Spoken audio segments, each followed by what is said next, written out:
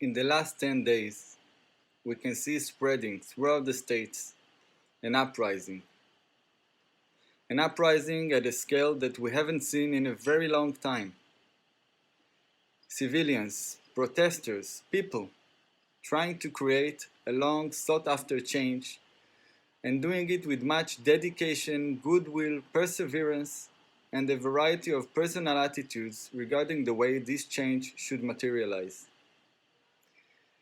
The question that is hovering above this protest as above other protests in the past is how can we really change our society?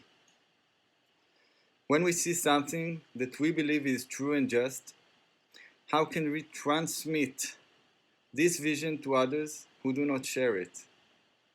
Will we be wasting our time? First, it's important to understand that there is no problem with the fact that we see flaws in our culture or see flaws in the society's norms. And why is that? Because ancient philosophy reminds us that life and also the cosmos are in a constant state of evolution. So in other words, nothing is perfect, but everything is moving towards perfection. Even us and even our society and culture. This is the way it has always worked. One person or some people get a glimpse into the way things ought to be, like a glimpse into the next step of evolution, into a necessary future.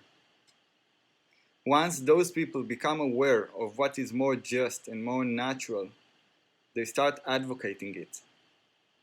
First, other people don't see what they can, but gradually, if indeed what this person or group saw was the truth, then gradually what was considered madness or heresy becomes the most natural and obvious thing. No one understands then how could things ever been different. So it is only natural that some people can see what others are at that moment unable to see, but will later catch up. History is full of examples of that principle, from the shape of the earth and the nature of its connection with the sun, to more down-to-earth issues like the abolishment of slavery or women's right to vote.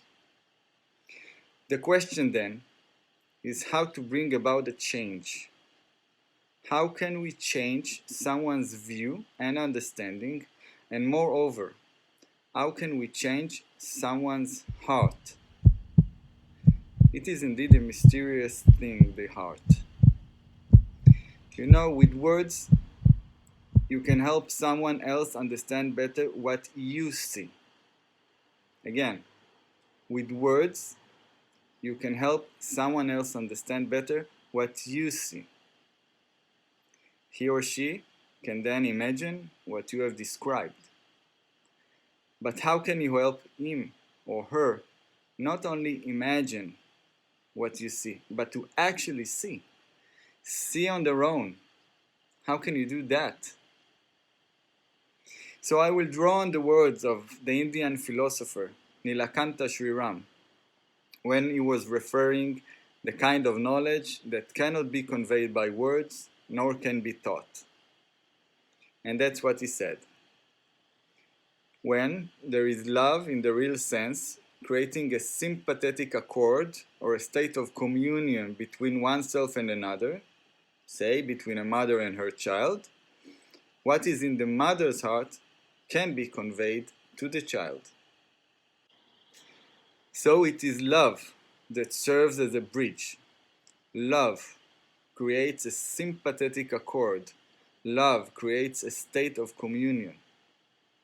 Not surprising, actually, we all know it by intuition. When you approach someone with force, the natural response would be to stiffen, object, and probably hold on to his or her point of view even stronger. And on the contrary, when you approach with love, then you create a bridge between their heart and yours. On that bridge, pass the things that cannot be conveyed only with words. You must have that bridge. Or in Sri Ram's word, what is in the mother's heart can then be conveyed to the child with a bridge. So it is love that forms that bridge. It's love that helps someone else see and not only persuade them of what we see. You help someone open his or her heart when you open your heart. This is how you make other people see on their own. If you come with a closed heart, you can't really expect someone else to be open to change. Maybe you can make them change their ways for a moment, but not to create a real change, a change from within.